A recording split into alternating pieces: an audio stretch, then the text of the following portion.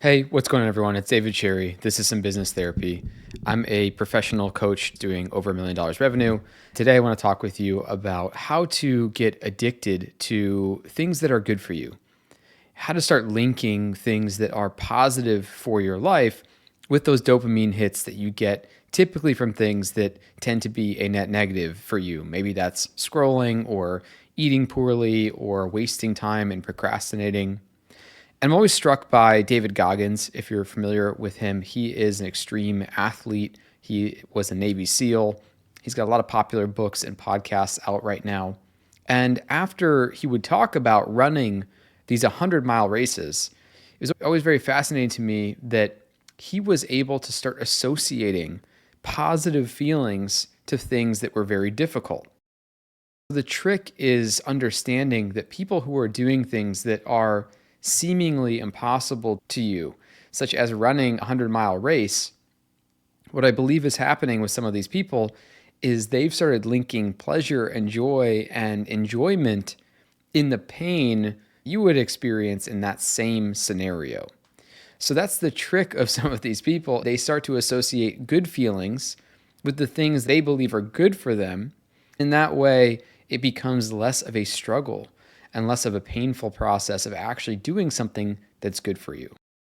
The good news is there's plenty of things that are positive for you in your life that are tiny steps you can make. So let's get addicted to some of those positive steps. Let's get addicted to taking tiny steps that are better for us in the long run. So, what are some things that we can get positively addicted to in our life? The first is investing money in assets instead of liabilities. It's really easy to get a dopamine hit when you buy something for yourself that you treat as a reward.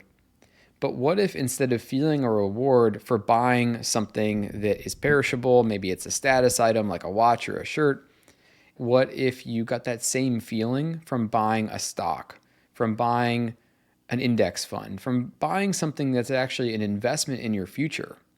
One way that I trick myself into doing this is because the stock market tends to grow over time and because of compound interest, every time I put, let's say, $50 into the market, I picture it as the money that it'll be after it's compounded over time. So every time I put $50 in the market, I know, hey, at some level, on some time frame, that's probably actually 100.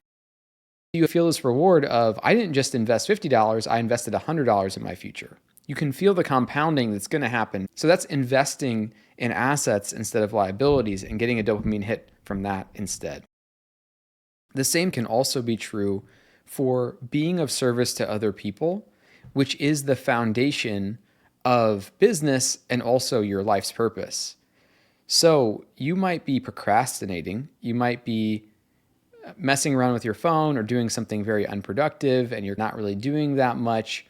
It actually doesn't feel that good. But what does feel really good is being of service to other people. It just so happens that the way the business world is set up, the more you are of service, the more benefit you typically get in return. When you put service out there in the world, oftentimes that's what comes back as money, as opportunity, as abundance for you.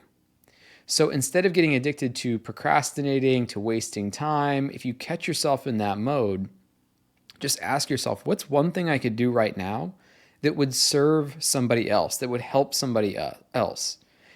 Not needing a monetary reward, but instead just seeking the enjoyment of giving to somebody else in your life. And I think you'll find as you activate out of procrastination and into service, you'll start getting addicted to that feeling. And when you have downtime, you can start asking yourself, what's something I could do that would serve somebody else? Number 3 is your creativity. It's so easy today to consume more than you create.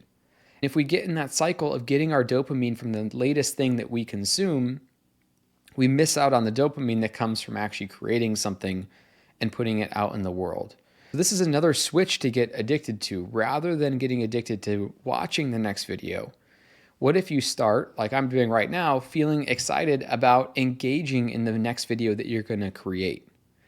What if instead of enjoying something passively through your phone, to get out there and get to a museum or get closer to the actual art creation, maybe go to a ballet or a concert put yourself in a position to be more active with your creativity versus passive with your creativity.